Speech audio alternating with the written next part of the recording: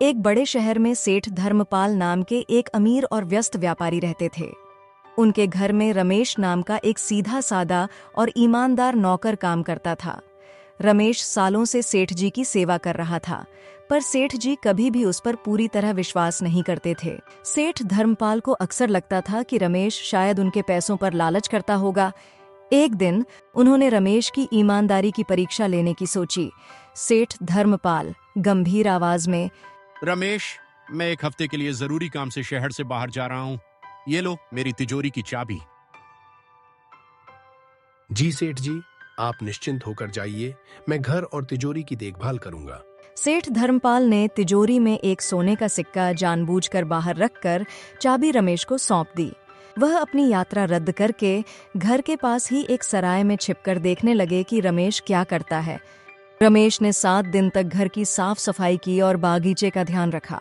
वह हर रात तिजोरी की चाबी अपने तकिए के नीचे रखता था, पर कभी तिजोरी खोलकर नहीं देखता था। 7 दिन बाद सेठ धर्मपाल अपने घर लौट। रमेश, घर सब ठीक है और मेरी तिजोरी की चाबी कहाँ है? हाँ सेठ जी, सब ठीक है, यह लीजिए आपकी चाबी। सेठ ने तिजोरी खोली और देखा कि सोने का सिक्का वहीं रखा है। सेठ धर्मपाल जानबूझकर, मुझे लगता है कि तिजोरी से एक सोने का सिक्का गायब है। क्या तुमने उसे देखा? नहीं सेठ जी, मैं झूठ नहीं बोलता।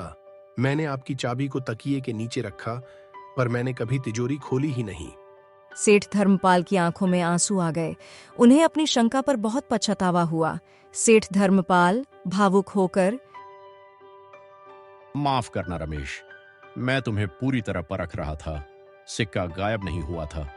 मैं बस देखना चाहता था कि तुम्हें तिजोरी की चाबी देने के बाद तुम्हारा व्यवहार बदलता है या नहीं। आप मुझ पर विश्वास नहीं करते थे? अरे नहीं रमेश, ऐसा कुछ नहीं है। मेरे पास बहुत पैसा है, इसीलिए मुझे शक हुआ कि तुम चोरी न कर लो। लेकिन यह शक मेरा गलत हुआ है। माफ करना रमेश। सेठ धर्मपाल ने रमेश को गले लगा लिया। रमेश, तुम सोने के सिक्कों से भी ज्यादा कीमती हो। आज से तुम सिर्फ मेरे नौकर नहीं, मेरे व्यापार के भागीदार हो। मेरी असली दौलत मेरा व्यापार नहीं, बल्कि तुम्हारी ईमानदारी है। रमेश की ईमानदारी ने उसे केवल एक अच्छी नौकरी नहीं, बल्कि सेठ जी का विश्वास और सम्मान भी दिलाया, जो किसी भी दौलत से बड़ा था।